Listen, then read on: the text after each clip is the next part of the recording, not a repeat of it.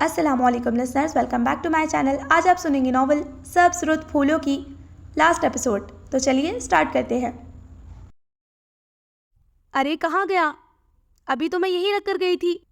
मुस्कान wallet corner पर रख कर सन ग्लासेस लेने के लिए कमरे में गई थी। अब वापसी पर वॉलेट गायब था। अगर जान की अमान पाऊं तो कुछ अर्ज करूं? अहमद मस्कीनी सी सूरत बनाकर बोला। फौरन बको। बको? माँ बदौलत की ये इज्जत आपकी निगाहों में? नहीं, इससे कुछ बढ़कर। कबल इसके कि मैं तुम्हारी इज्जत अफजाई करूं, शराफत से बताओ मेरा वॉलेट किसने चुराया है? ये वही है जिनका खानदानी पेशा। ओ, खानदान में तो मैं भी शामिल हूँ, यानी जिनका जरिया मुआश ऐसे ही कामों से चलता है। समझ रही हैं ना आप? अहद या एहसन की बात कर रहे हो तुम? वो चीख रही थी। ये बताने के लिए आपको खर्चा करना पड़ेगा। अहमद कॉलर झाड़कर गोया हुआ। अभी लगाऊं 4 छत्तर, सारा खर्चा निकल जाएगा तुम्हारा। वो उसे एक धप रसीद करती हुई एहसन एहसन चीखती उसके कमरे में दाखिल हुई थी। या वहशत लड़की, इतनी जोर जोर से चीख रही हो जैसे मैं बहरा हूं। लोग, वॉलेट निकालो मेरा जो तुमने कॉर्नर से उठाया है। वो उसकी बात सुनी अनसुनी करके तेज लहजे में बोली। वो वॉलेट था या पतंग? देखो, शराफत से मेरा वॉलेट दे दो, मुझे शॉपिंग पर जाना है, देर हो रही है। कैसा वॉलेट? कौन सा वॉलेट? तुम क्यों मुझसे वॉलेट मांग रही हो? अगर मेरा वॉलेट मांग रही हो तो सॉरी फ्रेंड, महीने का आखिर है, सख्त कड़की के दिन है, उधार पर गुजारा चल रहा है। बल्कि अब तो कोई उधार देने को भी तैयार नहीं। दूर से देखकर ही लोग रफू चक्कर हो जाते हैं। मैं तो खुद तुमसे उधार पैसे मांगने आ रहा था कि तुम ये कहती आ रही हो। आज ही तो मैंने एक दोस्त से कुछ रकम उधार मांगी तो कहने लगा, उधार मोहब्बत की कैंची है और मैं तुम्हें ऐसी कैंची नहीं दे सकता जो हमारी मोहब्बत को काट कर रख दे। और एक दर्द भरी दास्तान सुनो। बर्गर टाइम पर बर्गर लेने गया उधार तो वो बोला, नकद शौक से, उधार अगले चौक से। मैंने कहा, भाई अगले चौक पर कोई शॉप ही नहीं है, तुम ही दे दो, पैसे मिलते ही उधार चुका दूंगा। तो वो बोला, कल आ जाना। और उस रोज से रोज जाता हूँ, वो कहता है कल, फिर कल जाता हूँ तो वो कहता है कल आना। मुझे तो लगता है उस कल के इंतज़ार में मेरी कुल जिंदगी गुजर जाएगी और वो कल नहीं आएगा। एहसन की जुबान पूरी तरह रवा थी। मेरा वॉलेट दे दो वरना मैं तुम्हारा खून पी जाऊंगी। वो शदीद गुस्से में थी। खून आशाम भला तो शक्ल से ही लगती हो, मगर मेरा फ़ोन इतना सस्ता नहीं जो तुम इतनी आसानी से पी जाओ। उन दोनों में ज़बरदस्त जंग छिड़ गई थी। वो लड़ते झगड़ते हॉल रूम में आ गए थे, जहाँ उनकी आवाज़ें सुनकर सब कजिन्स पार्टी जमा हो गई थी। घर के बड़े बेखबर थे। आखिर हुआ क्या है कुछ मालूम भी तो हो। लड़ते वक्त तुम दोनों मुंह खोल देते हो, आंखें बंद कर लेते हो। मुनीबा उन दोनों के दरमियान में आकर गोया हुई। मुंह बंद करके और आंखें खोलकर तुम ही बताओ कि किस तरह लड़ा जाता है। एहसन तन्हा ही एक मुहाज पर कई कई हमले पसपा कर सकता था। उसके जवाब पर क्या कहा पड़ा था? तुमसे तो बात करना ही फजूल है। मुस्कान, तुम बताओ हुआ क्या है? इस सदा के बेईमान ने यहाँ से मेरा वॉलेट उठा लिया। अब इकरार करने के बजाय झूठ बोल बोल कर अपने गुनाहों की गठरियाँ बढ़ा रहा है। अल्लाह माफ़ करे, तुम्हारे तो किरामन कातिबीन से बाएं बाजू वाला बेचारा आजिज हो चुका होगा। बदआमालियों से रजिस्टर भरते भरते माफ़ कर दो इसे। तरस खाओ उसकी हालत पर और कुछ काम दाएं बाजू वाले फरिश्ते के लिए भी अंजाम दो। तुम्हारी पैदाइश से अब तक फारिग बैठा बैठा बोर हो रहा होगा। खुदारा कुछ नजरे इनायत उस पर भी कर दो। हाँ, खुद तो बड़ी नेक बीबी हो ना, 24 घंटे मुसल्ले पर इबादत करती रहती हो। अल्हम्दुलिल्लाह, सुबह फज्र में सबको मैं ही उठाती हूँ, सबको उठाकर खुद सो जाती हो बिना नमाज अदा किए। एहसन रूबरू बोला, भाई नहीं, ज़्यादा स्मार्ट बनने की ज़रूरत नहीं, मेरा वॉलेट वापस करो। उसे मौजू से हटते देख कर मुस्कान ने उसका बाजू पकड़कर खींचते हुए कहा, मैंने नहीं लिया, क्यों इल्ज़ाम लगा रही हो? या फिर कोई गवाह पेश करो जिसने मुझे वॉलेट चोरी करते देखा हो। इसके अलावा मैं जायचा निकालना जानता हूँ।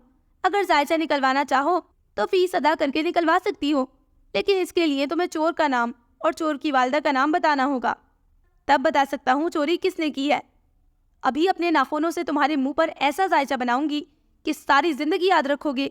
कबल इसके कि मेरा पैमाना सब्र छलक पड़े, वॉलेट दे दो मेरा। एहसन को मुसलसल मस्खरापन करते देखकर उसका पैमाना सब्र लबरेज हो ही गया था।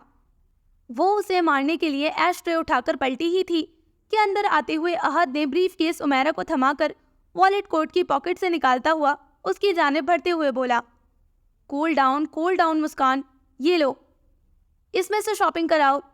हजार के कई करारे नोट उसकी जानिब बढ़ाता वो अपनायत भरे लहजे में कह रहा था।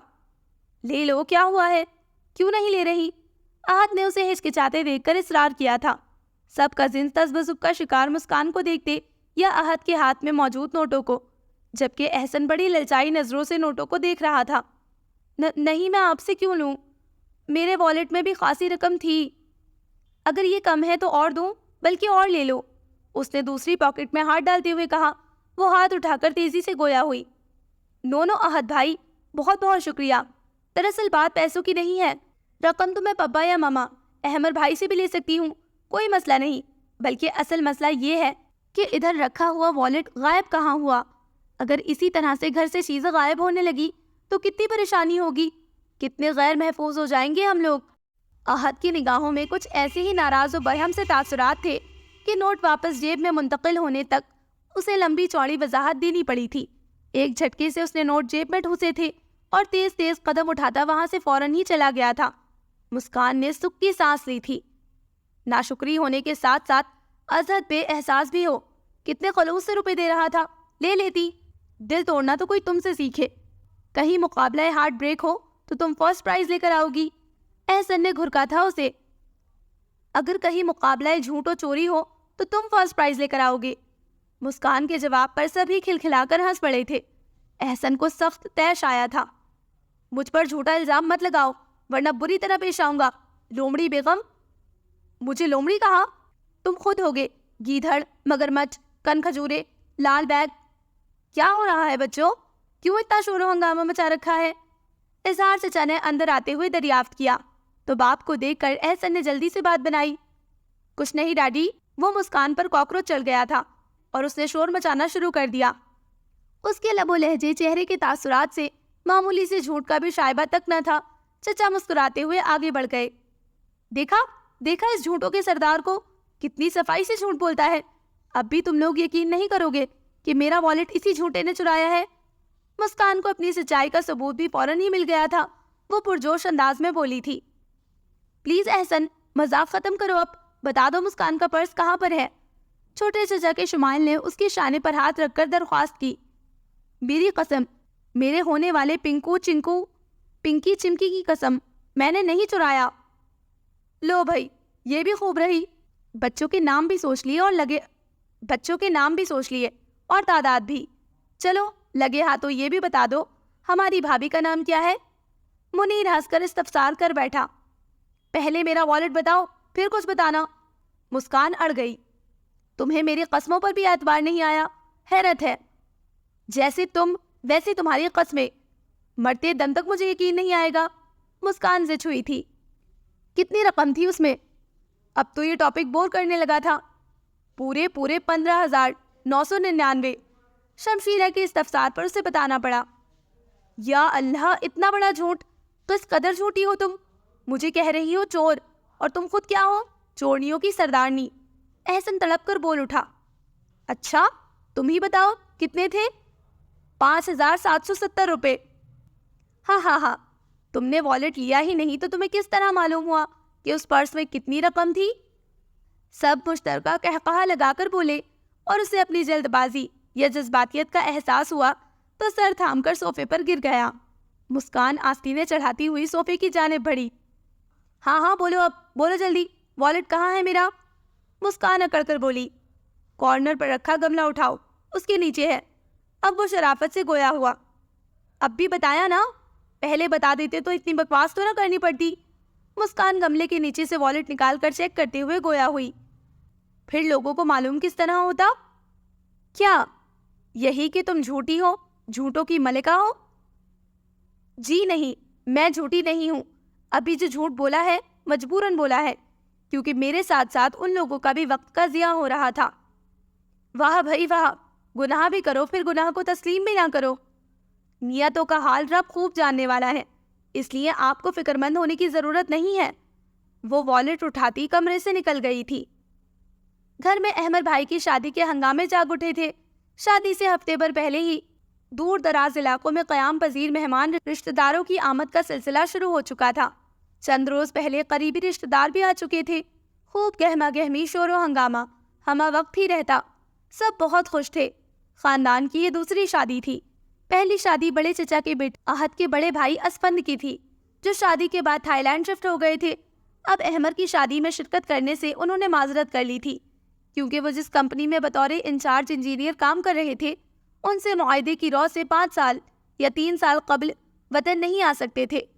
ان کی اور ان کی مسز کی غیر موجودگی سبھی نے محسوس کی تھی۔ میں اسی لیے ملک سے باہر جا کر ملازمت کرنے کو ناپسند کرتا ہوں۔ مادی چیزوں کے حصول کی خاطر انسان اپنوں کی خوشیوں اور دکھوں کو بھی شیئر نہیں کر سکتا۔ اسپند اپنی مرضی سے نہیں گیا، اس کی بہتر کارکردگی سے متاثر ہو کر اس کی کمپنی کی طرف سے ہی بھیجا گیا ہے۔ یہ قابل فخر مقام ہے ہمارے لیے۔ میری شادی میں نہ صحیح، تمہاری شادی میں ضرور شرکت کرے گا تو سب گلے شکوے مٹ جائیں گے۔ احمد بھائی نے اس کی کمر تھپتھپاتے ہوئے کہا تو وہ بھی مسکرا دیا۔ احمد اور مسکان 2 بہن بھائی تھے، سو اکلوتے بھائی کی شادی کی خوشی اسے حد سے سوا تھی۔ ہر کام میں بڑھ چڑھ کر حصہ لے رہی تھی۔ شادی اور ولیمے کے سوٹس اس کی پسند کے آئے تھے۔ مسکان سمیت سب نے بہت اصرار کیا تھا کہ حمیرہ اپنی پسند کے سوٹس کی خریداری کے لیے ان کے ہمراہ جائے گی، مگر شرمیلی سی حمیرہ نے اپنی پسند کی ذمہ داری مسکان پر ڈال دی۔ اس کی چوائس شروع سے ہی لاجواب تھی۔ شادی کے دن کے لیے اس نے پنک کلر کا سوٹ پسند کیا تھا، جس پر بہت دیدہ زیب و جگمگاتا ہوا کام تھا۔ ولیمے کے لیے لہنگا منتخب کیا تھا، سرخ رنگ کے ابر اور چندری کے ساتھ زرد رنگ کا دمکتا ہوا لہنگا عجب بہار دکھا رہا تھا۔ ساتھ بھاری میچنگ جولری لشکاریں مار رہی تھی۔ تمام کزنس نے اس کے مشوروں سے ہی تیاریاں کی تھی اور اسی چکر میں اس کی تیاری ادھوری رہ گئی تھی۔ احسن، پلیز مجھے بازار لے چلو نا۔ کتنی منتیں کرواؤ گے؟ رات کو مہندی لے کر جانا ہے اور میرے پاس میچنگ کی جولری نہیں ہے اور نہ ہی دوپٹہ۔ اتنے دنوں سے کیا تم سو رہی تھی جو تمہیں ابھی یاد آیا ہے؟ باہر کے کام کیا میرے لیے کم ہے جو تم اضافی بوجھ لاد کر مکمل ہی گدھا بنانے پر کمر بستہ ہو؟ احسن ابھی باہر کے کئی کام نپٹا کر آ کر بیٹھا ہی تھا کہ مسکان اس کے کان کھانے لگی تھی۔ یاد تھا مجھے، لیکن سب کے چکر میں بالکل ذہن سے نکل گیا۔ سب کا درد ہمارے جگر میں ہے۔ تم سیاستدان کیوں نہیں بن جاتی؟ قسم سے، تم جیسے لوگوں کی ہمارے ملک کو شدید ترین ضرورت ہے، جو اپنی نہیں دوسروں کی ضروریات کا اس حد تک خیال رکھتے ہیں کہ بعد میں مجھ جیسے محنتی سعادت مند و ہونہار بندے کے آگے بھیک مانگنی پڑتی ہے۔ اپنے منہ میاں مٹھو بننے کی ضرورت نہیں ہے، اور ہونہار نہیں بیکار کہو، اس لیے کہ تمام مردوں میں صرف تم فارغ ہو یا وہ احمد۔ اب تو اٹھ جاؤ نا، کافی دیر سے بیٹھے ہو۔ شاپنگ سے آ کر رات کی تیاری بھی کرنی ہے۔ ٹائم نہیں ہے میرے پاس، اور سوٹ کے ساتھ میچنگ کا دوپٹہ کسی سوٹ کا نہیں ہے، ورنہ تمہیں زحمت نہ دیتی۔ ایک تو تم لوگوں کی میچنگوں نے زندگی خراب کر رکھی ہے۔ ضروری ہے ہر سوٹ کی میچنگ کرنا؟ اس قدر فضول خرچی کرنا کیا ضروری ہے؟ تقریب چند گھنٹوں کی ہوتی ہے اور اس کے لیے بازاروں کے بے شمار چکر لگائے جاتے ہیں۔ وقت اور پیسے کے ضیاع کا کوئی حساب ہی نہیں۔ اب تھکن سے برا حال ہے، چائے کافی لانے کے بجائے فرمائش کیے جا رہی ہو۔ توبہ، بکواس کرنے میں بہت ماہر ہو۔ دیر ہو رہی ہے، صرف دوپٹہ اور جولری ہی تو لیں گے۔ ہوا کی طرح جائیں گے اور ہوا کی طرح آ جائیں گے۔ ہاں مجھے معلوم ہے تمہارا ہوا کی طرح جانا اور آنا۔ یہ 2 چیزیں خریدنے میں کتنی دیر لگے گی بخوبی اندازہ ہے مجھے۔ پرکھو گی، پھر کہیں گھنٹوں میں خریدو گی۔ ابھی صرف 2 آئٹم بتائے ہیں۔ بازار میں قدم رکھتے ہی دنیا جہان کے سامان کی لسٹ تمہارے دماغ سے برآمد ہوگی اور میں خوار ہوتا رہوں گا۔ وہ بیٹھا باتیں بنا رہا تھا۔ مسکان غصے کو کنٹرول کر رہی تھی۔ جانتی تھی ابھی جس طرح بیٹھا بکواس کر کے جان چلا رہا ہے، کام پڑنے پر بے حد کوآپریٹو ثابت ہوتا ہے۔ اسی وجہ سے اس کی بک بک خاصے تحمل سے سن رہی تھی۔ کاؤچ پر نیم دراز احد بظاہر نیوز پیپر کی ورق گردانی کر رہا تھا، لیکن اس کے کان ان کی طرف ہی لگے تھے۔ مسکان کتنی دیر سے اس کی منتیں کر رہی تھی اور احسن اپنی جگہ سے ہل کر نہیں دے رہا تھا۔ احد کو احسن کی بے نیازی پر تیش تو آیا، تو کم غصہ مسکان پر بھی نہیں آیا تھا، جو فضول میں اس بدتمیز شخص کی منتیں کر رہی تھی۔ وہ بھی قریب ہی بیٹھا تھا۔ کیا وہ اس قابل نہ تھا کہ وہ ایک بار اس سے کہتی اور وہ فوراً ہی تیار ہو جاتا؟ لیکن اسے تو احسن کے علاوہ کوئی نظر ہی نہ آتا تھا۔ ان دنوں شادی کے ہنگاموں کی باعث کچھ اپنی ذمہ داریاں محسوس کر کے وہ آفس سے جلد آ جاتا تھا کہ انکل کی مدد کر سکے۔ اس کے سوا کچھ دل کے تقاضے بھی تھے جو آہستہ روی سے بڑھتے بڑھتے اس قدر پرزور ہو گئے تھے کہ اب ہمہ وقت ایک چہرے کے دیدار کی تمنا دل میں رہنے لگی تھی۔ ان دنوں اس کی نگاہیں اس کے ارد گرد ہی رہتی تھی۔ مسکان کو ذرا سا بھی کوئی کام پڑتا تو وہ احسن کی طرف دوڑتی، بڑے شوق سے اس کی لاکھ منتیں بھی کرتی، فضول بکواس بھی سنتی، اور خوب زج کرنے کے بعد وہ کہیں جا کر کام کرنے پر آمادہ ہوتا، اور مسکان ساری کوفت و پریشانی بھلا کر اس کے سنگ ہو جاتی۔ لے جاؤ مسکان کو احسن، مت پریشان کرو، وہاں سے گزرتی احسن کی والدہ نے کہا۔ اوکے چلو، لیکن کچھ شرائط منظور ہیں تو چلو۔ وہ اٹھتا اٹھتا پھر بیٹھا۔ اوفو، تم شاپنگ پر لے کر جا رہی ہو یا مسئلہ کشمیر حل کروانے؟ وہ جھنجھلا کر بولی۔ خیر اب اتنا بھی ڈپلومیٹک بندہ نہیں ہوں، اگر شرائط منظور ہے تو کہو۔ ہاں، تم ہو ہی منحوس، تم سے کچھ کہنے سے بہتر ہے بندہ دیوار سے سر پھوڑے اور چین کی بانسری بجائے۔ کہیں نہیں جا رہی میں، پہن لوں گی کوئی پرانا سوٹ، نئی سوٹ کے لیے کوئی مر نہیں جاؤں گی۔ مرے رہو تم یہاں پر اب اگر کہیں جاؤ تو اللہ کرے تمہاری ٹانگیں ٹوٹ جائے اور تم کہیں نہ جانے پاؤ۔ بالآخر اس کی ضبط کی تنابیں ہاتھ سے چھوٹ گئی اور وہ کوسلوں پر اتر آئی۔ ارے مائی گاڈ، اگر خدا نخواستہ میری ٹانگیں ٹوٹ گئی تو تمہیں باہر کون لے کر جایا کرے گا؟ میرے علاوہ تمہارا شوفر بننے کو کوئی بھی تیار نہیں ہوگا۔ چلو چلو میں چل رہا ہوں۔ وہ ہنستا ہوا کھڑا ہو گیا تو وہ اکڑ گئی۔ کہیں نہیں جانا مجھے۔ کم آن یار، مذاق کر رہا تھا، بھلا تمہیں کس طرح انکار کر سکتا ہوں میں؟ بلکہ تمہاری شوفری کرنے کے لیے ساری زندگی تیار ہوں۔ احسن ہاتھ جوڑتے ہوئے التجائیہ لہجے میں گویا ہوا تو وہ مسکرا دی۔ وہ بھی کون سی سیریس تھی، اسے راہ راست پر لانے کے لیے جذباتی بلیک میلنگ کی تھی، کیونکہ مہندی پر پرانے سوٹ کا وہ سوچ بھی نہیں سکتی تھی۔ ہنستی مسکراتی وہ احسن کے ساتھ نکل گئی تھی۔ احد نے اخبار کی اوٹ سے انہیں دور تک دیکھا، ہونٹ دانتوں تلے اتنے زور سے دبائے کہ خون چھلک پڑا تھا۔ احمد بھائی کی شادی کا دن بہت ہنگامہ خیز طلوع ہوا تھا۔ صبح سے ہی گھر میں کافی چہل پہل شروع ہو چکی تھی۔ پاپا اور دونوں چچاؤں نے وارننگ دے دی تھی کہ سب وقت پر بالکل تیار ہو جائے۔ اگر کوئی تیار نہ ہوا تو وہ بلا کسی لحاظ و مروت کے اس کا انتظار کیے بغیر بارات لے جائیں گے، اور سبھی جانتے تھے کہ وہ وقت کے بے حد پابند ہے، جو ٹائم دیا ہے اسی وقت پر بارات لے کر پہنچیں گے۔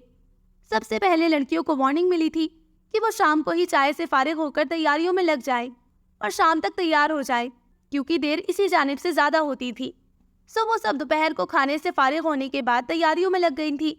کسی کو ہیئر سٹائل بنوانے کی فکر تھی، کسی کو آئی شیڈ سوٹ نہیں کر رہا تھا، کوئی چوڑیاں بکھرائے بیٹھی تھی تو کسی کی میچنگ جولری ادھر ادھر ہو گئی تھی، تو کسی کی لپسٹک نہیں مل رہی تھی۔ عجب افراتفری کا سما تھا جو اس وقت مچا ہوا تھا۔ ارے یہ کہاں آ گیا میں؟ احسن جو اس وقت وہاں مسکان کی تلاش میں آیا تھا، ان سب کو تیاریوں میں مصروف دیکھ کر تحقیر زدہ سا گویا ہوا۔ پرستان میں ندا چوڑیاں پہنتی ہوئی شوخی سے بولی۔ اچھا، اب معلوم ہوا چڑیلیں پریوں کا روپ کس طرح بدلتی ہے۔ احسن بھائی، آپ ہمیں چڑیل کہہ رہے ہیں؟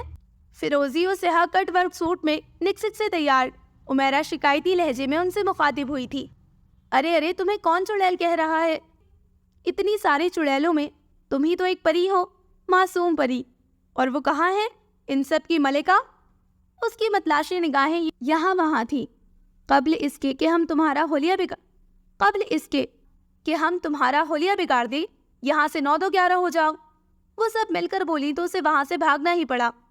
یا وحشت، اندھے ہو گئے ہو کیا؟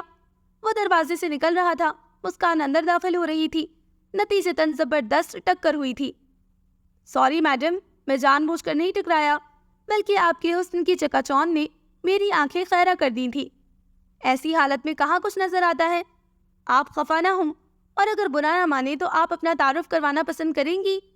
وہ بالکل اس طرح بن رہا تھا گویا پہلی بار اسے دیکھ رہا ہو۔ یہ اوور ایکٹنگ کسی اور کے سامنے کرنا، سمجھے؟ ہٹو میرے راستے سے۔ اوہو، یہ تم ہی ہو مسکان بی بی؟ منہ کھولتے ہی اصلیت ظاہر ہو گئی۔ سچ، زبان کی بدصورتی چہرے کی خوبصورتی کو بھی زائل کر ڈالتی ہے، بالکل اسی طرح جس طرح ابھی چند لمحے قبل تم کتنی خوبصورت نظر آ رہی تھی، مگر زبان نے ظاہر کر دیا کہ تم وہی بدمزاج، بدصورت، بدعقل کزن ہو جس کو ہر لمحہ مجھے بھگتنا ہوتا ہے۔ اس کی زبان پھر رواں تھی۔ تمہاری زبان کی خارش دن بدن بڑھتی نہیں جا رہی، علاج کیوں نہیں کرواتے؟ دوا ہی تو لینے آیا ہوں تمہارے پاس۔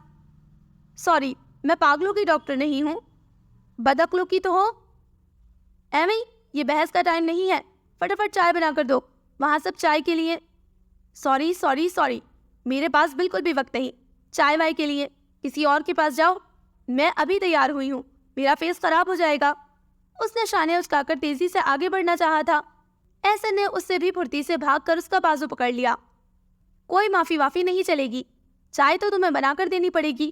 صبح سے اب تک کتنے کپ چائے پی چکا ہوں مگر مزہ نہیں آیا۔ یہی شکایت چھوٹے چچا بھی کر رہے تھے۔ میں نے کہہ دیا مسکان سے اچھی چائے کوئی بنا ہی نہیں سکتا، تو بولے درست کہہ رہے ہو۔ میں نے کہا بنوا کر لاؤں، گویا ہوئے نیکی اور پوچھ پوچھ۔ ویسے بھی ہماری مسکان بیٹی اتنی سعادت مند فرما بردار ہے کہ ہماری خواہش سنتے ہی فوراً چائے بنا کر دے دے گی۔ وہ اسے اسی طرح پکڑے پکڑے کچن میں لے آیا تھا اور اسے مجبوراً چائے بنا کر دینی پڑی تھی، لیکن اس سے بھرپور بدلہ لینے کا وہ تہیہ کر چکی تھی۔ جان بوجھ کر ٹرالی میں ایک مگ کم رکھا تھا۔ احسن کے جاتے ہی مگ میں چائے انڈیل کر 2 ٹی اسپون نمک بھر بھر کر ڈالا اور معصوم سی صورت بنا کر وہاں پہنچ گئی۔ تھینکس، میں ابھی لینے ہی آ رہا تھا کہ سب کو چائے مل گئی، میں رہ گیا۔ سب بزرگ وہاں موجود تھے اور ان کی موجودگی میں وہ ایسے ہی مہذب بن جایا کرتا تھا جیسے اس وقت اس نے خاصے مہذبانہ انداز میں مگ تھاما تھا۔ مسکان مگ دے کر چھوٹے چچا کے قریب بیٹھ گئی تاکہ اس کی مضحکہ خیز ہونے والی حالت سے لطف اندوز ہو سکے۔ اس کی نگاہیں احسن کی جانب تھی اور اسے زیادہ دیر انتظار نہیں کرنا پڑا۔ احسن نے جیسے ہی چائے کا پہلا گھونٹ بھرا، اس کی آنکھیں حلقوں سے باہر آئی تھیں۔ وہ بری طرح جھرجھری لے کر اٹھ کھڑا ہوا۔ کیا ہوا؟ بیٹھ کر پیو چائے، مجھے تمہاری یہ عادت سخت ناپسند ہے، کھڑے کھڑے کھانے پینے کی۔ گھر میں چھوٹے چچا خاصے مذہبی واقع ہوئے تھے، ان کا وقت عموماً سنتوں کی پیروی کرتے اور کرواتے گزرتا تھا۔ مسکان نے ان کی موجودگی کے پیش نظر ہی یہ پلان ترتیب دیا تھا، اس کے باعث وہ ان کے قریب بیٹھی تھی اور اس کے پلان کی کامیابی کا آغاز ہو چکا تھا۔ چچا جان، چائے؟ اتنی گرم گرم چائے پینے کی ضرورت ہی کیا ہے؟ قبل اس کے کہ وہ اس کی پول کھولتا، جھٹ مسکان معصومیت سے بولی، جبکہ اس کی مسکراتی آنکھیں کہہ رہی تھیں دیکھو بچو کیسا بدلہ لیا۔ جواباً اس نے بھی آنکھوں کی زبان میں دھمکی دی کہ وہ چھوڑے گا نہیں۔ چائے تو بہت مزیدار بنائی ہے ہماری بیٹی نے۔ چھوٹے چچا اس کے سر پر ہاتھ رکھ کر شفقت سے گویا ہوئے تو سبھی نے تائید کی، جبکہ وہ بڑے مزے سے چائے پینے کے دوران احسن کے چہرے پر پھیلنے والے بے بسی، بے چارگی اور مجبوری کے دل نشین نظارے دیکھتی جا رہی تھی۔ ہر گھونٹ پر اس کی شکل دیکھنے والی ہوتی۔ عام طور پر وہ ایسی چائے پینا تو درکنار دیکھنا بھی پسند نہیں کرتا، مگر اب مجبوراً چچا جان کی وجہ سے پینے پر مجبور تھا۔ اس کی فرار کے تمام راستے وہ مسترد کر کے بیٹھی تھی۔ اب اپنی خیر مناؤ تم، وہ مگ سمیٹ رہی تھی جب وہ خوخار لہجے میں سرگوشی کر کے گیا تھا۔ بارات بہت دھوم دھام سے وقت پر میرج گارڈن پہنچی تھی۔ پھولوں سے ان کا استقبال کیا گیا تھا۔ حمیرہ بھابھی دلہن بن کر بے حد حسین لگ رہی تھی۔ احمد بھائی پر بھی ازحد نکھار آیا تھا۔ ان کی شاندار جوڑی کو سب ہی نے سراہایا تھا۔ بے پناہ خوشیوں کے ہجوم میں سب کی طرح وہ بھی مست تھی۔ اس دوران پوری تقریب میں لاشعوری طور پر کسی کی بھرپور نگاہوں کی تپش وہ خود پر محسوس کر رہی تھی۔ مایوں، مہندی، بارات، رخصتی، ہر وقت نگاہوں کا حصار اس پر تھا، اور وہ بے ساختہ دیکھنے پر ہر بار احد کو ہی متوجہ پا کر اس کا دل زور زور سے دھڑکنے لگتا، اور وہ ازحد سوچنے کے باوجود سمجھ نہ سکی کہ اس کا اس طرح دیکھنے کا مقصد کیا ہے۔ احسن سے وہ چھپتی رہی تھی، جہاں وہ اس کی جانب بڑھتا وہ تیزی سے کسی اور طرف ہو جاتی، وہ اسے گھور کر رہ جاتا۔ وہ جانتی تھی اس نے دھمکی دی ہے، اور جب تک اسے عملی جامہ نہ پہنا دے اسے سکون و قرار نہ ملے گا۔ گھر میں دلہن آ چکی تھی، ان کے ساتھ مختلف رسمیں ادا کی جا رہی تھیں۔ وہ جو فیروزی و بلو لہنگے سوٹ میں ملبوس جس پر بھاری کام تھا سے گھبرا کر سوٹ چینج کرنے کمرے سے نکل رہی تھی کہ دور سے آتے احسن کو دیکھ کر خطرے کی بو اس نے سونگھ لی تھی۔ اس نے گھبرا کر ادھر ادھر دیکھا، راہداری دور تک سونی پڑی تھی، لان میں بھی کوئی نہ تھا۔ تمام لوگ ہال روم میں دلہن کے گرد جمع تھے، کوئی اس کی مدد کو نہ تھا۔ اس کی سمجھ میں نہیں آ رہا تھا کہ کیا کرے، کہاں جائے۔ وہ متحوش کھڑی تھی۔ چھپو، کہاں تک چھپ سکتی ہو؟ کیا سمجھ رہی تھی میرا حشر کر کے بچ جاؤ گی؟ احسن مسکراتا ہوا مخاطب ہوا تھا اور تیزی سے آگے بڑھ رہا تھا۔ مقابلہ برابر کا ہوا ہے، تم نے زبردستی چائے بنوائی، میں نے زبردستی چائے پلوائی، اب تم کس بات کا بدلہ لوگی؟ اور ہم دوست بھی تو ہیں، دوستوں میں ایسا چلتا رہتا ہے۔ اس نے فوراً ہی پسپائی اختیار کر کے دوستانہ رویہ اپنایا۔ مقابلہ برابر ہوا ہے، بدلہ برابر نہیں ہوا، اور میں دوستی کا لحاظ رکھ کر ہی صرف تمہاری یہ چوٹی جڑ سے اکھیڑوں گا اور کچھ نہیں کہوں گا۔ آہ دیکھو، میرے بالوں کو ہاتھ مت لگانا، وہ پیچھے ہوتی چیخی۔ او، اپنے بال تمہیں اتنے عزیز، اور میرے حلق کا جو تم نے بیڑا غرق کیا وہ کیا؟ اس نے بھاگتی ہوئی مسکان کی چوٹی پکڑی تھی، درد سے اس کی چیخ نکل گئی۔ اوپر سے اترتا ہوا احد تیز تیز قدموں سے ان کی جانب بڑھا تھا۔ کیا ہو رہا ہے؟ اس کے لہجے میں سخت ناگواری اور ناپسندیدگی تھی۔ پلیز احد بھائی، اس جنگلی ریچھ سے بچائیں مجھے، پلیز۔ وہ بے ساختہ مدد کے لیے اسے پکار بیٹھی۔ وہ آگے بڑھا تھا اور اس کا ہاتھ جھٹک کر مسکان کی چٹیا آزاد کروائی۔ وہ لپک کر اس کے پیچھے ہو گئی۔ یار تم درمیان میں نہ ہی بولو تو اچھا ہے۔ تم احمر بھائی کے ساتھ بیوٹی سلون گئے ہوئے تھے جب اس نے مجھے چائے میں نمک ڈال کر ایسی خطرناک چائے پلوائی تھی کہ میرے حلق میں ابھی تک خراشیں پڑی ہوئی ہیں۔ معدہ زخمی ہو گیا ہے اور آنتیں درد سے بلبلا رہی ہیں۔ کچھ کھایا ہی نہیں جا رہا۔ اب جب تک میں انتقام نہیں لے لیتا مجھے سکون نہیں آ سکتا۔ اس نے احد کو آگے سے ہٹانا چاہا۔ نہیں احد بھائی، آپ یہیں کھڑے رہیں۔ وہ اس کی پشت سے لگ کر کھڑی تھی۔ اپنی شرارت اسے بری لگ رہی تھی۔ احسن کس قدر ڈھیٹ ہے، وہ اچھی طرح جانتی تھی کہ وہ اپنا کہا ضرور پورا کرے گا، خواہ چوٹی جڑ سے علیحدہ نہ کرے، مگر ضد کرنے کا انداز ہی اذیت ناک ہوتا تھا۔ فی الوقت یہ پناہ گاہ ہی محفوظ ترین تھی۔ وہ ہاتھ اس کے بازو پر رکھے چہرہ شانے پر ٹکائے بے حد نزدیک کھڑی تھی، اور اس کے نرم پر حرارت وجود کے لمس سے احد کے حواس سنسنا اٹھے تھے۔ ایک لمحے میں اس کے اندر تلاطم برپا ہوا تھا، رگوں پے میں ایک سرور سا بھرنے لگا تھا۔ عجیب سرشاری یہاں سے وہاں تک پھیلتی چلی گئی۔ اس کی امنگوں کو رنگ مل گئے تھے، جذبوں کی شوریدہ سری انگ انگ میں پھیلتی چلی گئی تھی، اور دل ہر دھرمی سے فیصلہ صادر کر چکا تھا۔ صرف تم، کسی اور کے لیے دروازہ دل ہمیشہ کے لیے مقفل ہو چکا تھا۔ دل کے فیصلے سے وہ بھی متفق تھا۔ بہت سے وسوسوں کے باوجود فیصلے اہم ہوں تو کرنے میں وقت لیتے ہیں، لیکن بعض اوقات زندگی کے ایسے اہم ترین فیصلے لمحوں میں ہو جاتے ہیں اور تا حیات نہیں بدلتے۔ ایسا ہی مضبوط فیصلہ اس وقت ہوا تھا۔ وہ اس کی دلی کیفیت و جذباتی چپکلش سے بے خبر پیچھے شانے سے چہرہ ٹکائے کھڑی تھی۔ اوکے، اس کی جانب سے میں معافی مانگ رہا ہوں۔ سوری؟ تمہارے سوری کرنے سے میری تکلیف ختم ہو جائے گی؟ معاف کر دو نا پلیز، آئندہ نہیں کروں گی۔ ہال روم سے خوب قہقہوں کی آوازیں آ رہی تھیں، جہاں نامعلوم کون سی رسمیں دلہن کے ساتھ ادا کی جا رہی تھیں، جس کو دیکھنے کے لیے اس کی طبیعت مچلنے لگی۔ وہاں جانے کی جلدی میں وہ خود بول اٹھی تھی، مگر جواباً وہ انکار کر رہا تھا۔ آؤ میرے ساتھ۔ وہ آہستگی سے اسے خود سے علیحدہ کر کے ہاتھ پکڑتے ہوئے ہال روم کی طرف بڑھ گیا۔ احسن نے حیرانی سے احد کا رویہ دیکھا تھا، پھر کچھ سوچ کر اس کے لبوں پر مسکراہٹ پھیل گئی۔ وہ بھی اسی طرف بڑھ گیا تھا۔ ولیمے کے ایک ہفتے بعد احمر اپنی دلہن کو لے کر ہنی مون کے لیے ناردرن ایریاز روانہ ہو گیا تھا، اور گہما گہمیوں کی جگہ سکوت چھا گیا تھا۔ وقت تیزی سے آگے بڑھتا چلا گیا۔ بدلتے وقت کے ساتھ بہت ساری تبدیلیاں ناگزیر تھیں۔ احمر کاروبار کے سلسلے میں باہر شفٹ ہو گیا تھا۔ احد نے اپنے پاپا کی خواہش پر ان کے بزنس میں شمولیت اختیار کر لی تھی۔ احد کی پوسٹنگ ہری پور سے آگے محکمہ جنگلات میں بطور فارسٹ آفیسر ہو گئی، تو وہ وہاں چلا گیا۔ گھر میں ہر سمت ہی سناٹوں نے ڈیرے ڈال لیے تھے۔ احسن کے جانے سے گھر کے در و دیوار بھی اداس اور خاموش ہو گئے تھے۔ اس کی ذات گویا رونق کی وہ شوخیاں اپنے ساتھ لے گئی تھی۔ ہر سمت پر ہال سناٹا تھا۔ وہ سب ساتھ تھے، بولتے باتیں کرتے تھے، لیکن یکلخت ہی لفظوں پر سنجیدگی اور بردباری کی برف سی جم گئی تھی۔ احسن کی شوخیاں، شرارتیں، چٹکلے نما باتیں ان سب کو ہنسنے پر مجبور کر دیا کرتی تھی۔ خصوصاً ان سب میں اس کی حالت بہت مدہوش تھی۔ وہ ایک لمحے کو بھی اسے بھلا نہ پائی تھی، اور اکثر اسے یاد کر کے وہ بے اختیار رو پڑتی۔ ان دنوں اس کی کیفیت عجیب تھی، کھوئی روئی، اداس و بے قرار، اجاڑ ویران، گھنٹوں لان کی سیڑھیوں پر بیٹھی، ارد گرد سے بے خبر احسن کی فریم شدہ تصویر ہاتھوں میں لیے گھورتی۔ کبھی ہونٹوں پر دل فریب مسکراہٹ ہوتی، تو کبھی کنول نما آنکھوں سے اشک قطرہ قطرہ رخساروں پر بہتے رہتے۔ اس دوران وہ اپنے شغل میں اتنی محو ہوتی کہ اسے کسی کی پرواہ، کوئی ہوش نہ ہوتا تھا۔ یہ منظر ایک بار نہیں، اتفاقاً کئی بار احد نے دیکھا تھا، اور اس کے اندر اذیت ناک کر پھیلتا جاتا۔ وہ اپنی ہی آگ میں بھسم ہونے لگتا۔ عجب کیفیت تھی اس کی بھی۔ جہاں ایک خوبصورت جذبہ دل کی زمین میں جڑیں پھیلا رہا تھا، وہیں بدگمانی اور شک کا بیج بھی بویا جا چکا تھا۔ جہاں چھوٹی چھوٹی بے معنی باتوں سے دوسرے طرز کے مطلب اخذ کر کے وہ بیج خوب پنپ رہا تھا، بلا کی غلط فہمیوں بے اعتباری اس میں سما گئی تھی۔ مسکان جتنی رگ و جان سے قریب تر لگتی تھی، دوسرے پل ہی شک کا زہر اسے اتنا ہی دور کر دیا کرتا تھا۔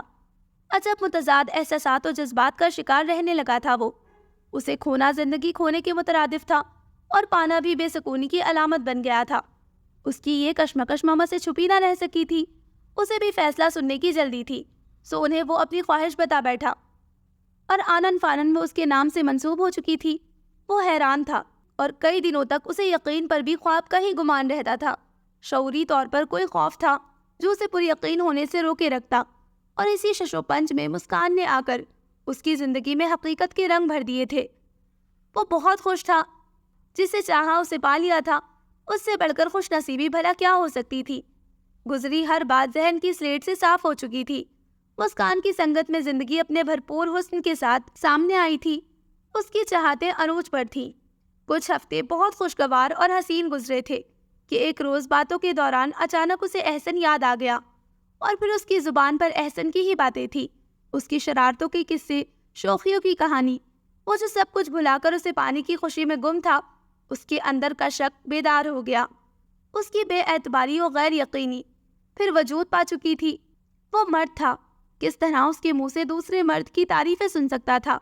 پہلے پہل اس نے درگزر کرنے کی کوشش کی، نظر انداز کیا، مگر مسکان کی سادگی تھی یا نہ سمجھی، جو وہ مرد کی فطرت کو نہ سمجھتی تھی کہ اس کی زوجیت میں آنے کے باوجود احسن کے متعلق گفتگو کرتی تھی، اور وہ ہر بار یہی انتظار کرتا رہ جاتا کہ وہ بھی تو کبھی اس کی گفتگو کا حصہ بنے، کبھی تو وہ اس کے متعلق بھی اسی طرح پیار سے گفتگو کرے۔ وہ بھی تو احسن کی طرح اس گھر میں رہتا تھا، احسن کی طرح اس کا بھی کزن کا رشتہ تھا، مگر نہیں، شاید کزن کے علاوہ بھی ان کا کوئی اور رشتہ تھا، ایسا اٹوٹ و حسین رشتہ جو وہ اتنے دور ہونے کے باوجود بھی اس کے اندر موجود رہتا تھا۔ وہ تو کہیں بھی نہیں تھا، نہ اس کی سوچوں میں، نہ خیالوں میں، نہ ہی دل میں۔ وہ اس سے اتنا قریب ہوتے ہوئے بھی اتنا ہی دور تھا۔ وہ تندی و غصے کا شکار رہنے لگا۔ ساری محبت و جذبات ٹھنڈے پڑنے لگے تھے۔ احسن سے اسے شدید ترین نفرت ہو چکی تھی۔ شکل دیکھنے کو مسکان کا بھی دل نہ چاہتا، لیکن اس کی غیر موجودگی اسے ایک لمحہ بھی گوارا نہ تھی۔ اس کی موجودگی دلی تقویت کا باعث بھی تھی۔ باہر بارش کی رمجھم جاری تھی۔ وہ دونوں ایک دوسرے سے خفا خفا جاگ رہے تھے، اور وہ آنکھیں بند کیے اس کی سسکیاں سن رہا تھا، اس کے دلکش چہرے پر پھسلتے آنسو دیکھ رہا تھا، لیکن دل پر بدگمانی کے بادل اتنے گہرے چھائے تھے کہ سچ مچ سو گیا۔ درخت دھرتی کا حسن ہے، زمین کا زیور ہے، اور ماحول کو حسن اور رعنائی بھی ادا کرتے ہیں، لیکن جس سنگ دلی و عاقبت نااندیشی سے اس خزانے کو مفاد پرست ذاتی اغراض کے لیے استعمال کر کے ضائع کر رہے ہیں، وہ سنگین خطرات کا ہی باعث نہیں بلکہ ناقابل معافی جرم ہے۔ جس قدر تیزی سے درختوں کی کٹائی ہو رہی ہے، اتنی تیزی سے زمین میں پھیلنے والی نت نئی وہ مہلک بیماریاں بھی عام ہو رہی ہیں۔ جس طرح صدیوں پہلے موجود جانوروں کی تصویروں سے ہمیں معلوم ہوتا ہے کہ کبھی یہ زندہ تھے اور اسی طرح دنیا میں موجود تھے، اسی طرح ہم سے بعد آنے والی نسلیں بھی شاید ہماری طرح ہی تصویروں میں اپنے لوگوں کو دیکھا کریں گے کہ عرصہ قبل جنگلات ہوتے تھے اور درخت ہوتے تھے جو بہت حد تک قدرتی آفات سے بچاؤ کا باعث بنتے تھے۔ خوبصورتی، سکون و تازگی بھری ہوا کے علاوہ میرا نہیں خیال کہ درختوں کے بغیر زندگی باقی رہ سکتی ہے۔ پھر بھی تم نے یہ بہت اچھی بات بتائی۔ میں کل ہی سے اپنے کالج سے ایک نئی مہم کا آغاز کروں گا، درخت اگاؤ زندگی بچاؤ کے عنوان سے گلی گلی، محلہ محلہ لوگوں کو پیغام پہنچائیں گے۔ چھوٹی پھپھو کے بیٹے منیر نے، جو خاصا محب وطن تھا، نے فوراً عزم ظاہر کیا۔ احسن بھائی، وہاں جنگل میں کیا شیر، چیتا، ہاتھی وغیرہ بھی ہوتے ہیں؟ عمیرہ جو بڑے غور سے اسے وہاں کی باتیں کرتے سن رہی تھی، استفسار کر بیٹھی، اور احسن کے جواب دینے سے قبل ہی احمد نے زوردار قہقہہ لگایا تھا۔ یہ تمہارے پیٹ میں کیوں بل پڑا؟ میں سوچ رہا ہوں کہ، وہ دانستہ شوخی سے بولا اور خاموش ہوا۔ کیا سوچ رہے ہو؟ فوراً بولو، تمہیں بھی کیا ٹی وی والوں کی طرح بریکس کی عادت پڑ گئی ہے؟ سمیرہ منہ بنا کر بولی۔ عالی جہاں جان کی امان پاؤں تو عرض کروں، وہ شرارتی نظروں سے احسن کی جانب دیکھتا ہوا گویا ہوا۔ امان دی۔ احسن کا شاہانہ انداز اس ہی کی مرضی کا تھا۔ میں سوچ رہا ہوں کہ عمیرہ آپ کو احسن بھائی کہتی ہیں تو کیا آپ کے بچے آپ کو ماموں پکاریں گے؟ اپنی بات مکمل کر کے احمد برق رفتاری سے وہاں سے چلا گیا۔ چند لمحے تو وہ تینوں عمیرہ، سمیرہ، منیر ایک دوسرے کی جانب دیکھتے رہے کہ سمجھے نہیں تھے، جبکہ احسن مسکراہٹ ہونٹوں تلے دبائے مسکراتی نظروں سے عمیرہ کی جانب دیکھ رہا تھا۔ بات ان کی سمجھ میں آ گئی تھی۔ ارے کب سے چکر چل رہا ہے چپکے چپکے؟ سمیرہ اور منیر نے ایک دم ہی شور مچا ڈالا تھا۔ عمیرہ نے غصے سے احسن کی جانب دیکھا اور اس کی والہانہ نظروں کے جواب میں پاؤں پٹکتی ہوئی وہاں سے چلی گئی تھی۔ ارے بھائی چکر چلا کہاں ہے؟ ابھی چلانے کی کوشش کر رہا ہوں، مگر اس احمد نے سب کچھ الٹ پلٹ کر دیا۔ کمبخت کہیں کا، 10 روٹیاں ہضم کر سکتا ہے لیکن 2 باتیں اس کا ہاضمہ خراب کر ڈال دی ہیں۔ نہ معلوم یہ عورتوں والی خصوصیات کہاں سے آ گئی ہیں اس میں۔ عمیرہ میری بات سنو۔ وہ ان کو جواب دیتا ہوا عمیرہ کے پیچھے بھاگا تھا اور ان کے پیچھے وہ دونوں۔ اس دن وہ سب کھانے کے بعد جمع تھے۔ موضوع احسن کی طرف سے دی جانے والی پارٹی تھی جو وہ ان کی شادی کی خوشی میں دے رہا تھا۔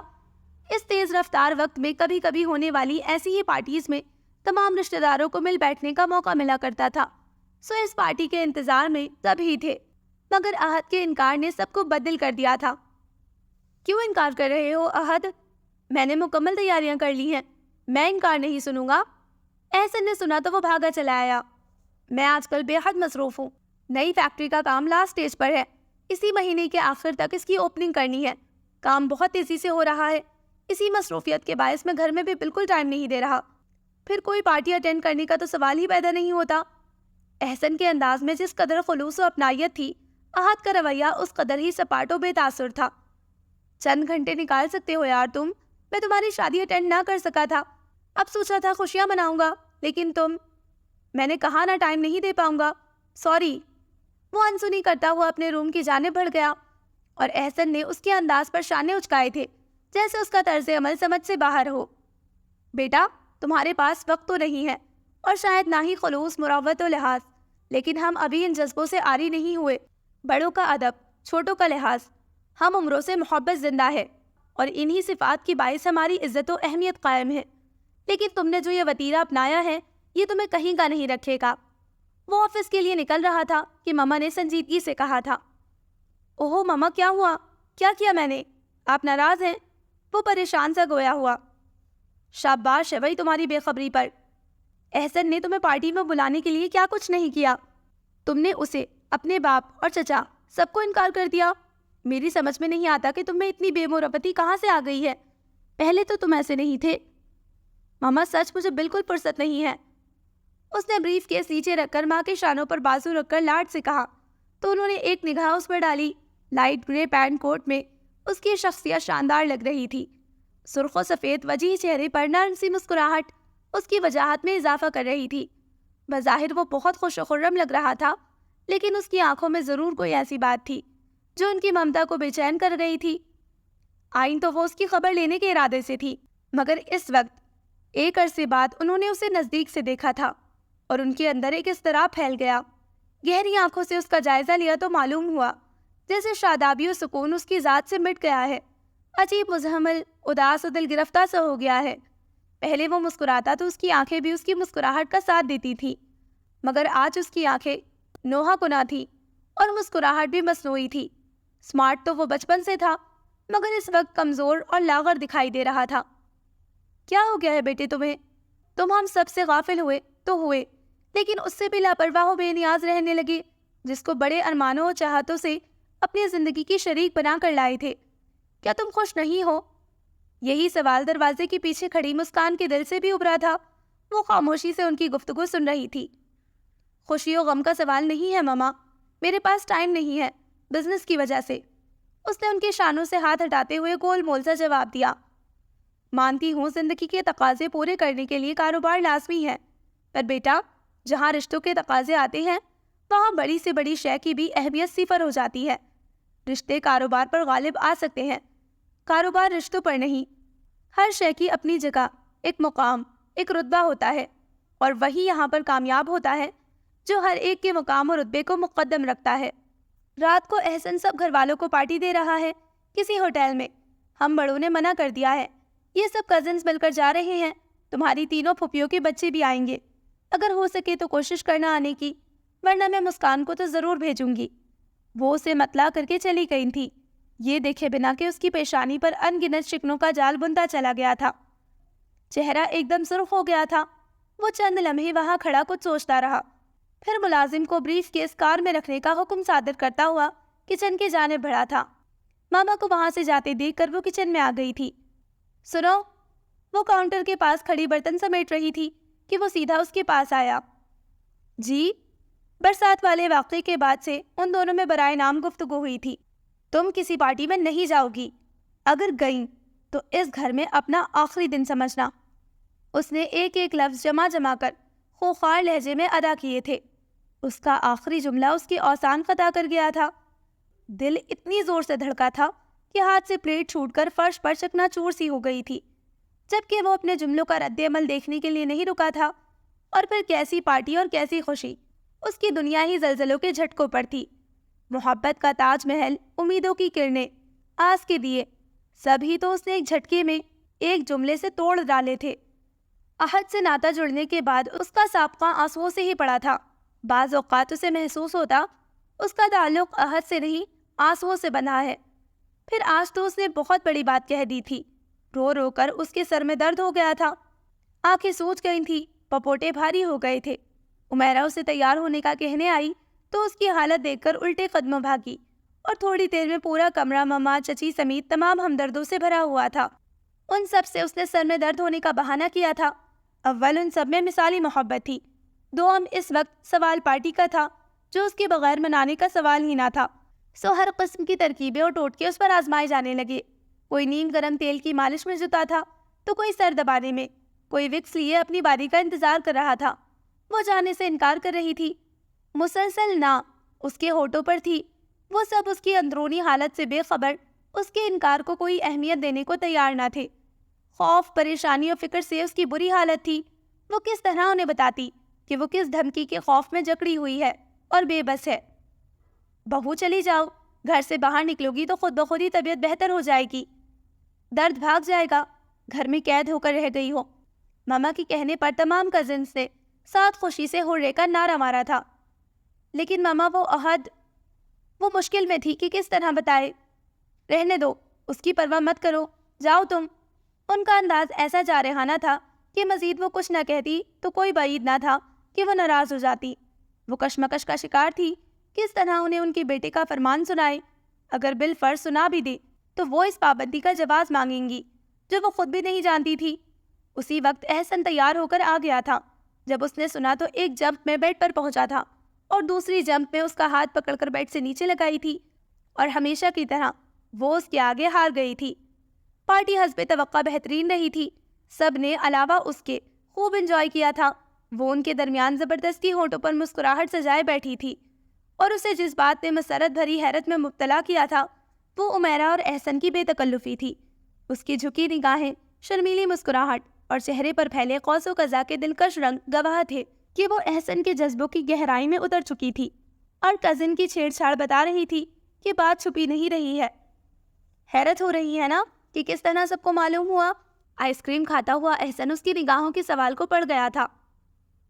ہاں، اور از حد مسرت بھی۔ اس کے لہجے پہ خلوص تھا۔ عمیرہ اس کے بازو سے لگ گئی تھی۔ شرما کر اس نے مسکرا کر اس کے بالوں پر بوسہ دیا تھا۔ جو بات کسی کو پھیلانی ہو وہ بات احمد کو یہ کہہ کر بتا دو کہ بھائی کسی کو بتانا مت، اور آپ بے فکر ہو جائیں۔ دوسرے دن آپ سو کر اٹھیں گے تو گھر والوں کے علاوہ پورے محلے، رشتہ داروں کے ساتھ ساتھ گلی میں آنے والے سبزی فروش، دودھ فروش، بلکہ جھاڑو لگانے والے جمعدار تک اس بات سے واقف ہو چکے ہوں گے، اور سب ایک دوسرے سے یہی کہہ رہے ہوں گے، کسی کو بتانا مت۔ احسن نے احمد کی نقل اتارتے ہوئے کہا تو احمد بھی خاصی ڈٹائی سے ان سب کے ساتھ ہی ہنس پڑا تھا۔ اس نے دھڑکتے دل کے ساتھ کمرے میں قدم رکھا۔ کمرہ خالی تھا۔ باتھ روم سے پانی گرنے کی آوازیں بتا رہی تھیں کہ وہ باتھ روم میں ہیں۔ وہ خوف سے دھڑکتے دل کے ساتھ ڈریسنگ روم کی طرف بڑھی۔ نائٹی پہن کر باہر آئی تو نائٹ سوٹ میں ملبوس راکنگ چیئر پر بیٹھا جھول رہا تھا۔ باہر نکلتے ہی اس کی سہمی ہوئی نظریں اس کی نظروں سے ٹکرائی تھیں۔ وہ اسی کی طرف دیکھ رہا تھا، اپنی سرخ انگارہ آنکھوں سے، یک ٹک، بنا پل کے جھکائے۔ وہ تھرا کر رہ گئی۔ 1 منٹ، 2 منٹ، 3 منٹ، پورے 10 منٹ گزر گئے۔ وہ اسے اسی طرح بنا پلک جھپکائے گھور رہا تھا۔ گھبراہٹ، خوف، بدحواسی اس پر سوار تھی۔ اسے ڈر لگ رہا تھا، دل بے قابو تھا، ہاتھ پاؤں کانپنے لگے تھے، بلکہ پورا جسم کانپ رہا تھا۔ کیا بات ہے؟ ایسے کیوں دیکھ رہے ہیں؟ اس نے ہمت کر کے پوچھا۔ میں نے منع کیا تھا نہ جانے کو، پھر کس کی اجازت سے گئی تھی؟ میں نہیں جانا چاہ رہی تھی، مگر ماما کے اصرار پر جانا پڑا، اور احسن بھی۔ احسن نفرت ہو گئی ہے مجھے اسلام سے۔ وہ ایک دم ہی چیختا ہوا اٹھ کھڑا ہوا تھا۔ انداز اتنا غضبناک تھا کہ وہ بوکھلا کر دیوار سے لگ گئی تھی۔ اتنا ہی عزیز ہے وہ کہ اس کے بغیر رہ نہیں سکتی، تو کیوں مجھے الو بنایا؟ کیوں اسے دل میں چھپا کر مجھ سے شادی کی؟ اس کی محبت میں اتنی ڈوب چکی ہو کہ میں تمہیں کہیں نظر نہیں آتا۔ تمہارے خیالوں، خوابوں، سوچوں میں میرا تو کہیں گزر ہی نہیں، سب جگہ اس کا قبضہ ہے، بلکہ تم پر مکمل وہی چھایا ہوا۔ احد اسٹاپ اٹ، بکواس بند کرے اپنی۔ وہ کس انداز سے، کس لہجے میں اس کے اور احسن کے پاکیزہ تعلقات کا موازنہ کر رہا تھا کہ اسے خود سے گھن آنے لگی۔ وہ تڑپ کر گویا ہوئی تھی۔ بکواس؟ اب تمہیں میری باتیں بکواس ہی لگیں گی؟ نادانی و خود فراموشی کے بھنور سے تو میں آج نکلا ہوں۔ نہ جانے مجھے کیا ہو گیا تھا، جو سب جانتے بوجھتے اپنی آنکھوں سے دیکھنے کے باوجود تمہاری تمنا کر بیٹھا۔ کیا مجھے معلوم نہ تھا کہ تم اور احسن ایک دوسرے کو کتنا چاہتے ہو، کتنا پسند کرتے ہو، ایک دوسرے کے بنا رہ نہیں سکتے تھے؟ وہ تمہارے اشاروں پر ناچتا تھا، تم اس کے کہنے پر چلتی تھی۔ اس سے ملنے پر کتنا خوش ہوتی ہو، کبھی مجھے دیکھ کر ایسی مسکراہٹ تمہارے چہرے کو روشن نہیں کرتی، کبھی میرے ساتھ باہر جانے کی خواہش نہیں کرتی۔ آج اس کے ایک اشارے پر میری بات کو رد کر کے چلی گئی۔ بس بہت ہو چکا۔ مزید بے حیائی میری غیرت گوارا نہیں کر سکتی۔ میں قریب رہ کر بھی تمہاری قربت کو ترسوں اور وہ مزے سے میرے حقوق غصب کرتا رہے۔ احد، آپ ہوش میں تو ہیں؟ آپ کو معلوم ہے کہ کیا کہہ رہے ہیں آپ؟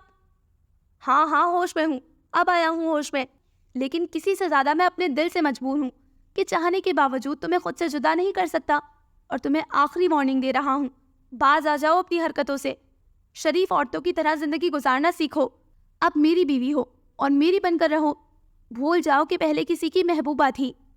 خاموش رہنے والی زبان زخم پر زخم لگا رہی تھی۔ وہ ششدر کھڑی اسے دیکھ رہی تھی، اس کے وجود سے جیسے کسی نے روح کھینچ ڈالی تھی۔ احد کے لبوں سے نکلا غلط فہمی و بدگمانی کا زہر اس کی سماعتوں سے اتر کر شریانوں میں پھیلنے لگا تھا۔ اذیت سے اس کا روم جلنے لگا تھا۔ احد کے لفظ ہی خار تھے جو اس کی روح تک میں پیوست ہو گئے تھے۔ اس کا سرخ چہرہ، لہو رنگ آنکھیں، اس کی حالت اس وقت کچھ ایسی ہو رہی تھی کہ مارے سہم کے کچھ نہ بول پائی۔ اپنی صفائی میں ایک لفظ منہ سے نہ نکل سکا تھا۔ وہ چاہ رہی تھی کہ اس سے کہے جو وہ سوچ رہا ہے سچ نہیں ہے، بالکل غلط ہے، بے بنیاد ہے۔ وہ اور احسن تو صرف دوست ہیں۔ اگر ایسی بات ہوتی تو وہ کبھی بھی اس کا پروپوزل قبول نہ کرتی، اس سے اتنی شدید محبت نہ کرتی کہ اس کی تمام جفاؤں کے باوجود ابھی بھی صرف اور صرف اس کی بن کر رہنا چاہتی تھی۔ وہی تو اس کی زندگی میں آنے والا پہلا اور آخری شخص تھا، لیکن اسے کس طرح کہتی؟ وہ جس حالت میں تھا، کہاں اس کی وفاؤں پر اعتبار کرتا؟ وہ اس پر یقین رکھتا ہی نہیں تھا، ورنہ اس طرح اس کی کردار کی دھچیاں نہ بکھیرتا۔ وہ ان لمحوں میں خود کو بری طرح گھائل محسوس کر رہی تھی۔ جس شخص کو اس نے روح کی گہرائیوں سے چاہا تھا، وہی بے اعتبار نکلا تھا۔ اس کے رویوں، جذبوں اور محسوسات کو جان نہ پایا تھا۔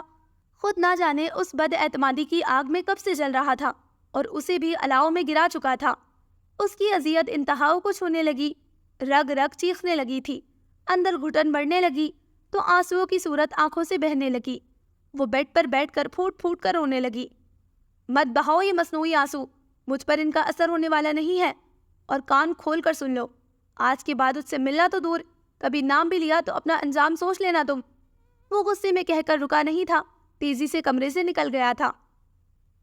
دوسرے دن وہ آفس سے آیا تھا کہ لان میں گھنے درختوں کی آڑ میں اسے گلابی آنچل لہراتا ہوا محسوس ہوا۔ پہلے تو وہ ٹھٹک کر رک گیا، پھر ایک دم ہی کوئی خیال بجلی کی مانند کوندا تھا۔ وہ دبے قدموں اس کی جانب بڑھ گیا تھا اور اس کے خیال کی تصدیق ہو گئی تھی۔ وہاں احسن اور مسکان ہی بیٹھے باتیں کر رہے تھے۔ وہ اس کے منع کرنے کے باوجود اسے ملے بغیر رہ نہیں سکی تھی۔ اور اس کی غیر موجودگی کا فائدہ اٹھا کر اپنی خواہشوں کو سیراب کرنے چلی آئی تھی۔ وہ خود سے خفا ہو گیا۔ ناحق اس ہرجائی بے وفا کی خاطر کل رات سے اب تک فکر مند و غم زدہ تھا کہ جذبات میں نامعلوم کیا کیا اسے کہہ گیا تھا۔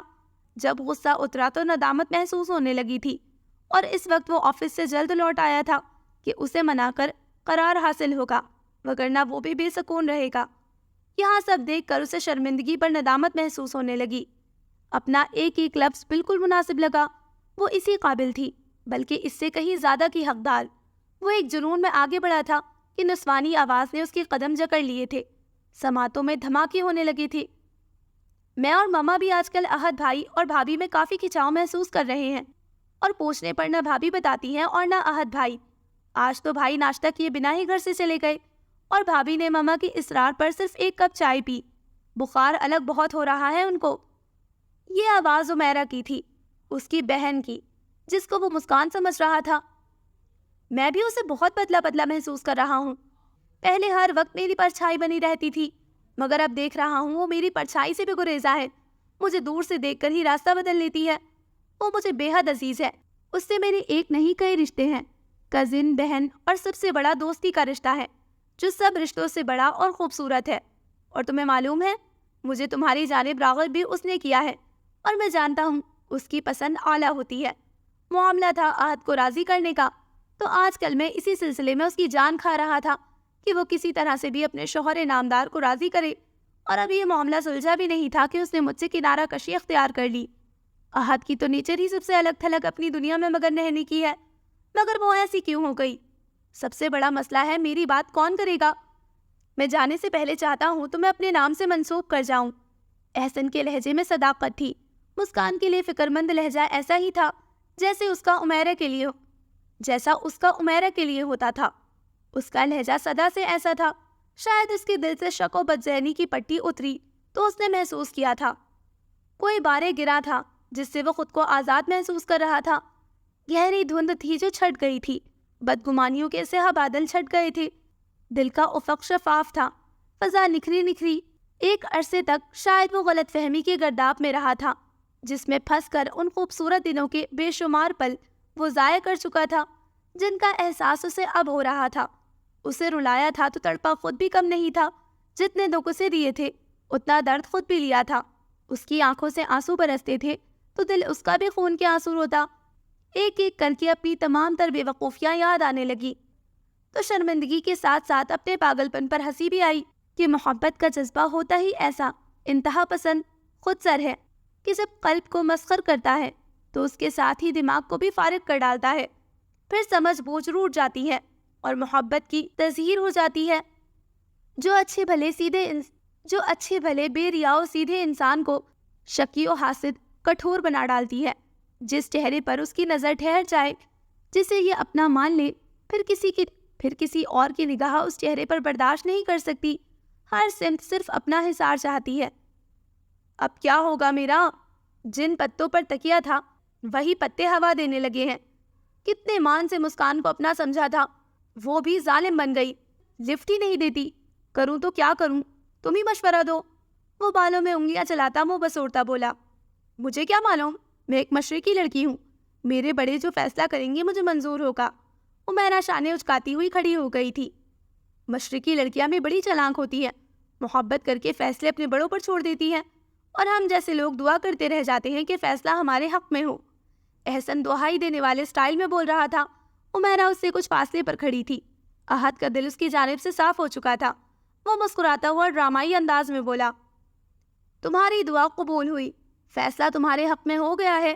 اب شریف نوجوان بلکہ طلبگار بن کر اپنے والدین کو ہمارے گھر بھیجو تاکہ باضابطہ کارروائی کی جائے۔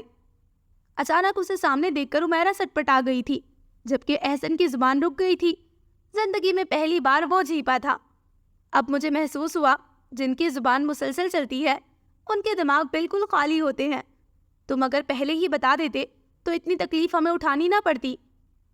میں نے سوچا تھا آپ عشق میں بہت پہنچے ہوئے ہیں، یقیناً میرا حال دل جان لیں گے، مگر کچھ دیر سے آپ کو کشف ہوا۔ لیکن وہ کہتے ہیں نا، دیر آئے درست آئے۔ اس کے قہقہے میں احد کا جاندار قہقہا بھی شامل تھا۔ عمیرہ پہلے ہی وہاں سے چلی گئی تھی۔ وہ کمرے میں آیا تو وہ بال سلجھا رہی تھی۔